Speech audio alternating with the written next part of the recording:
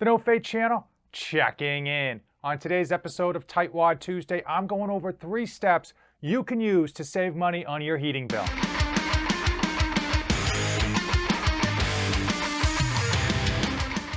I am dedicated to helping you dads. Every Tuesday, I give you a little advice on how you can save money that you can then spend on much more important things, like beer, or maybe your kid's college fund. Today, I am going over 3 steps you can use to save money on your heating bill. And during the winter months, that's very important because your heating bill can get out of control very quickly.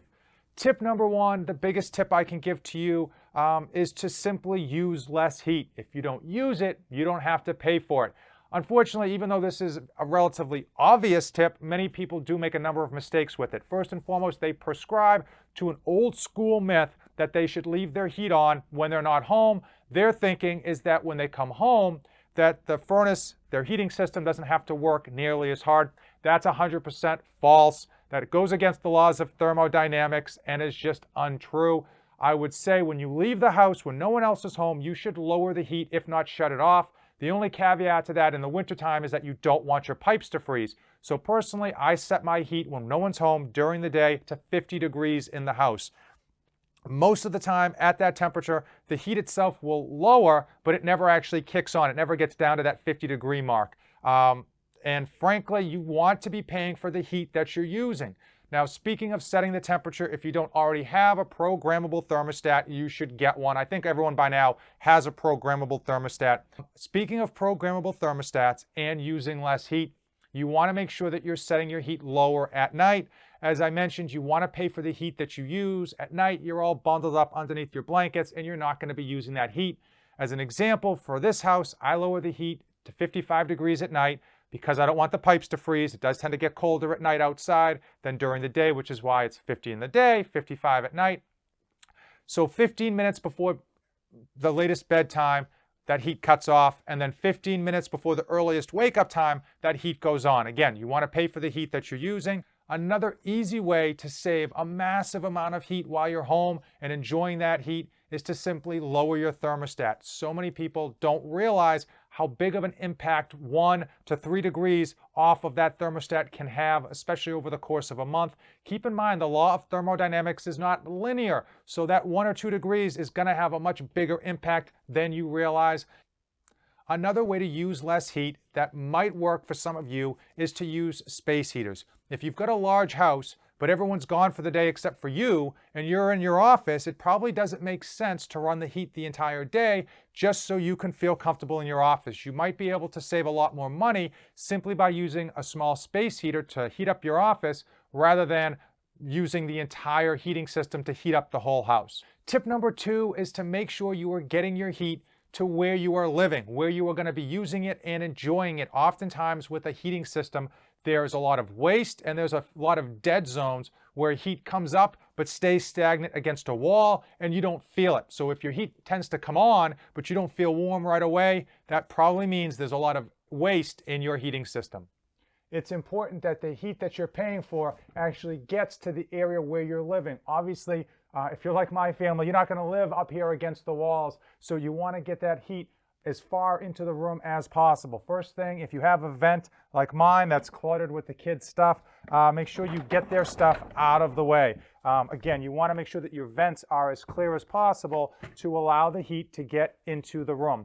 Second, with my venting system, as you can see, like many people, it's just a metal grate. If I didn't have this little cover here, the heat would come up and eventually make its way into the room, but a lot of it would stay against this cold wall. This is an exterior wall, and like I said, we don't hang out near the walls. We want that heat that we're paying for into the room. So this little plastic grill cover, I think it only costs like $8 or $9. I got it at Home Depot or Lowe's. I'll put a link in the description below, but pretty simple. There's 2 magnets on the bottom. It's adjustable. You just put it up here, and that way when the heat comes up, it pushes that heat into the room. Another thing that I have found beneficial with regards to keeping heat in the areas where you live is to buy these draft stoppers. There's a couple different designs. Some of them are foam. This one's actually filled with the sand. I got this at like the Christmas tree shop. Again, I'll put more links in the description below to give you an idea of how much they cost and where you can find them. But simply put this up against areas where you don't want the heat to go, And believe it or not, something as simple as this does keep the heat out of this closet and keeps it in this room. These are also beneficial if you have exterior doors that you don't use often but tend to be drafty. You can use these as well. Again, they make a foam version that I'll link as well that works very well. And the idea is, again, you don't want the heat going into a cold closet where it's not going to be used. You want it in the room where you're going to enjoy it. Another small trick that I have been using that I find beneficial is to shut the doors to the rooms that you're simply not in, not using, especially if you have two-zone heat. As an example, if you're on the first floor, it's important not only to shut off that top zone, but also shut the doors to the rooms that you're not using.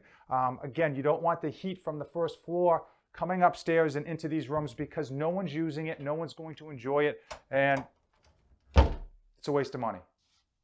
Another thing you can do to save money and to make sure that the heat is going to the areas where you live is to shut the grates in the areas where you're not living, where you're not using. And that's going to increase the flow rate to the other areas of your home. We're here in the basement. The basement temperature stays almost the same all year round. So not only am I not worried about the pipes not freezing, I don't actually come down here other than to use laundry. So there's no need heating this up all day long.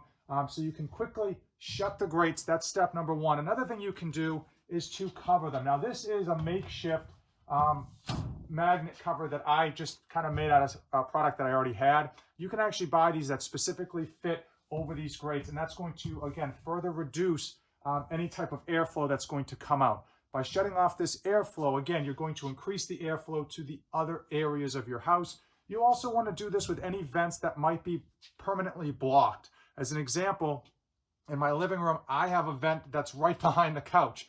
And since the couch isn't going to move, there's no sense having that vent on because all it does is heat up the bottom of the couch. It doesn't actually bring any heat into the room.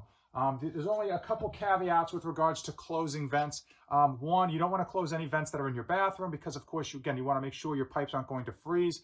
Number two, if you close too many vents, like 50 or 60% of your vents, that's not good because that's going to create a negative pressure on your heating system, and it's going to cause your heating system to have to do a little more work, and you don't want that. But closing a few vents in areas where you're just not using them, absolutely no problem on your heating system, and it's going to benefit the rest of your vents, again, improving that airflow and making sure the heat that you pay for gets into where you are actually living. Another way to improve the efficiency of your heating system and make sure, more importantly, that the heat that you pay for gets to where you are living is to make sure that your ductwork is properly sealed. Oftentimes when companies put in a heating system and ductwork, they are going to not do as good of a job as you or I, as the homeowner, are going to do because they're not going to take their time. They're just going to do the big areas, the big obvious areas. What you can do when your heating system is on, come down to where your ductwork is and just run your hand along the ductwork. When you feel hot air coming out unnecessarily, you know that that area needs to be taped. Now this is duct tape that's specifically designed for warm temperatures. It's a metal tape. It doesn't actually cost that much. I think a roll goes for like $7. I will drop an Amazon affiliate link in the description below. And once you have one roll, it's going to probably be more than enough. And you just go along, feel the areas where hot air is coming out, where it shouldn't be, and simply tape over them. As you can see, I did this when I moved into the house, and there's a lot of other areas on this duct system that just weren't done properly, or at least to my high standards. And you just simply take your time, and that's going to go a long way. Again, making sure that the heat that's coming out of your furnace, out of your heating system, makes its way all the way to where you are living, because of course you're paying for it, but if you're not enjoying it, you're just wasting money. Tip number 3, and probably my biggest pet peeve, is to make sure that you are dressing for the season. I mean, it's winter time out. You can't be going around barefoot in shorts and a t-shirt. So the biggest thing to feel warm, even when it is cold out, even during the winter time, is to create a barrier between the floor and your foot. So one thing you want to use is really nice socks. Okay, it's the winter time. You don't want to be running around in those socks with holes in them. So you want to make sure that you're wearing winter socks. Also, another thing that you can use is to make sure that you are wearing slippers, or I like Crocs. I'm a huge fan of Crocs. I'm a dad, and Crocs, if you're not familiar, makes a lined, fleece-lined Croc. These things are extremely comfortable and warm, and these Crocs are really thick, again, creating that distance between the cold floor and your actual foot. And the last thing that you can do, and this is an obvious one, dress in layers. It's the winter time. You should be dressing in a few layers in the house. You don't have to put on your winter jacket. You don't have to wrap yourself up in 5 or 6 blankets, but you should have on a few layers and preferably some warm ones. Hopefully you found these Tightwad Tuesday tips informative. Do me a favor, drop a comment below and let me know the temperature that you have your thermostat set to when everyone's home. Let me know. I'm always curious what other folks set their thermostats at, and I'll do the same. If you've come this far in the video, you know what to do. Give this video a like, hit that subscribe button. As usual, thanks for watching, and don't save anything for the trip back. I am dedicated to helping you be a great parent to your children and still accomplish your own personal goals.